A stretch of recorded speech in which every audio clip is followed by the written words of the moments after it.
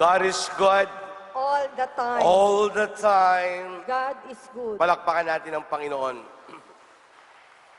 Late have I loved you. Ito po'y mga pananalita ni San Agustin sa kanyang librong Confessions of Saint Augustine. Bakit ngayon ka lang, Panginoon?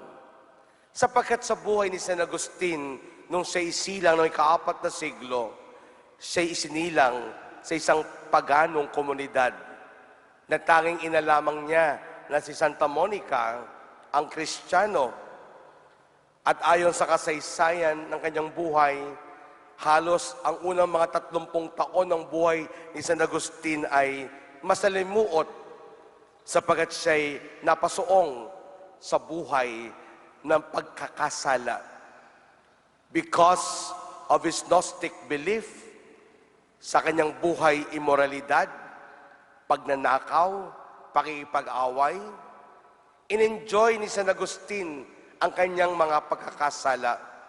At para sa kanya, iyon ang buhay. Subalit dumating sa punto ng kanyang buhay na natuklasan niya ang salita ng Diyos. Mula sa mga salita ng Salmo, Your word, O Lord, is lamp upon my feet. Itong mga salitang ito ang nagpatimo sa kanyang puso't isipan. Mga salita ng Diyos sa makapangyarihan sa lumang tipan upang mabuksan ang kanyang isip. Sapagkat alam natin na si San Agustin ay matalinong tao, isa siyang namimilosopiya. At nakita niya ang kanyang karunungan ay karunungan para sa Panginoon. Kaya nga, siya nagpabinyag kay Saint Ambrose sa Milano, Italia, at siya inordinahang pare. At aakalain mo, ang isang kamukha niyang nagpasasa sa kasalanan ay naging obispo. At magpasa hanggang ngayon, ang impluwensya ni San Agustin ay mararamdaman sa mga katuruan ng simbahan at pamumuhay ng maraming mga religious people all over the world. Late have I loved you. Kaya kasi sinasabi ni San Agustin, bakit siya nabinyagan ng matanda na? Bakit siya hindi bininyagan nung bata pa? Dahil ayon sa kwento, dahil nga ang kanyang environment ay pagano, but there was a time na dapat siya'y bibinyagan na nung siya'y may sakit. Pero nung siya'y gumaling, hindi na po siya napabinyagan. At naisip din ni Santa Monica, mabuti na sigurong paglaki niya para siya makapagdesisyon sa kanyang binyag. Pero sabi nga sa wikang Pilipino, pagkahaba-haba man ng prosesyon, sa simbahan din ang tuloy.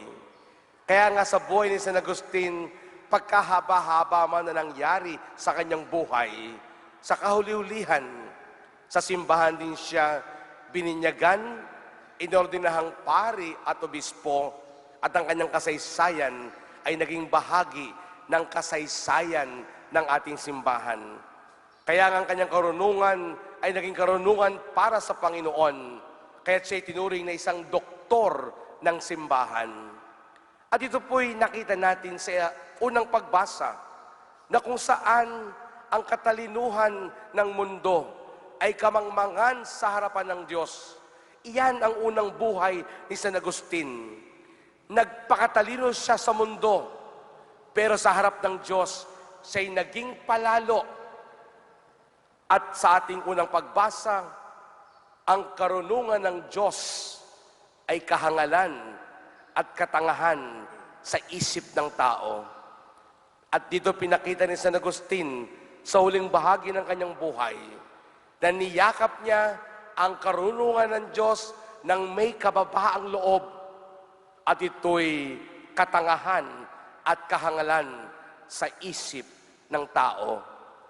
Dahil nadiskubre ni San Agustin ang mga salitang magpahinga sa Diyos. My heart is restless until it rests in God. Ang aking puso ay magkakaroon lamang ng kapahingahan kung ito'y mahihimlay at makikita ang kapahingahan sa ating Panginoon. My heart is restless until it rests in God. Kaya nga, napagod si San Agustin sa pagkakasala. Nang matagpuan niya ang Panginoon, nagkaroon to ng kapahingahan. At doon niya na-discover that God is my all. Ito po ang pinakamagandang paghahanda, mga kaibigan, sa wakas ng panahon, na tayo'y magpakarunong sa karunungan ng Diyos, na ang ating pagpapakumbaba, tayo magiging marunong sa paraan ng Diyos.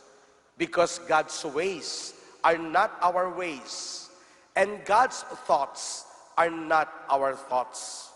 Kaya nga ang 5 dalagang matalino ay may baon.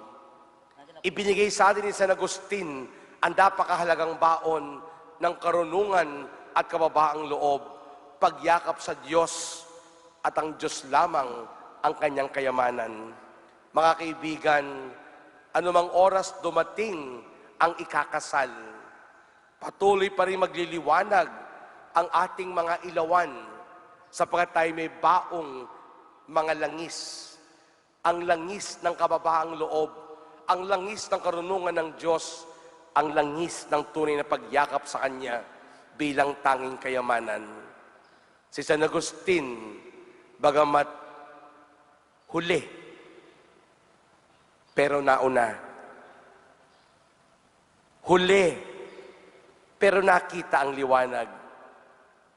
Huli, pero naramdaman niya na sa kanyang karumihan, mahal na mahal siya ng Diyos.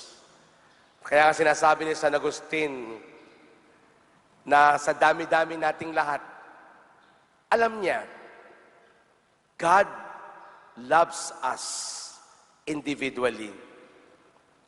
Alam ng Diyos, kilala tayong lahat. In our own uniqueness, God loves us individually in spite of our sinfulness. San Agustin, ipanalangin mo kami.